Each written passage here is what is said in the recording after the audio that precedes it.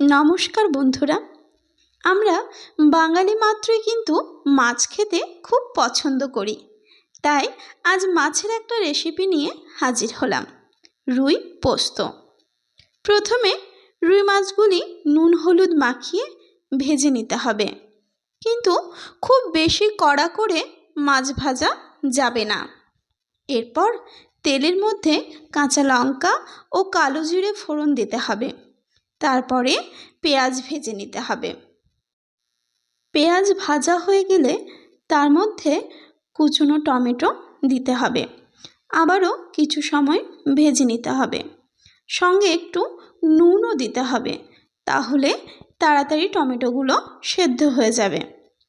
তারপরে যখন দেখবেন যে টমেটোটা সেদ্ধ হয়ে এসেছে, ঠিক তখনই আগে থেকে বেটে রাখা পোস্ত দিতে হবে। পুরো পোস্তটা কিন্তু দেবেন না, কিছুটা পরিমাণ রেখে দেবেন। এবার পোস্তটা দেওয়ার পরে একটু নাড়িয়ে পোস্তটাকে ভেজে নিতে হবে। ভাজা ভাজা হয়ে গেলে তার মধ্যে সামান্য একটু নুন দিতে হবে। যখন দেখবেন পোস্ত থেকে তেল ছাড়তে শুরু করে দিয়েছে, ঠিক তখনই একটুখানি জল দিয়ে দেবেন। এরপর ওর মধ্যে আগে থেকে ভেজে রাখা রুই মাছগুলি একে একে দিয়ে দিতে হবে।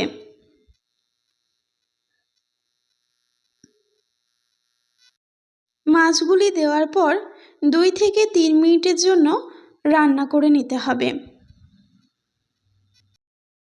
হয়ে গেলে তার মধ্যে আগে থেকে যে পোস্তটা আমি রেখে দিয়েছিলাম সেটা দিয়ে দিলাম। তারপরে কাঁচা সর্ষের তেল ও কাঁচা লঙ্কা দিয়ে নামিয়ে নিতে হবে। ব্যাস, হয়ে গেল রুই পোস্ত। একবার বানিয়ে তো দেখুন কেমন লাগে। যদি ভালো লাগে অবশ্যই আমাকে কিন্তু কমেন্টে জানাবেন, ভুলবেন না কিন্তু। আর আমার ভিডিওগুলি ভালো লাগলে অবশ্যই লাইক, কমেন্ট ও শেয়ার করবেন। ধন্যবাদ।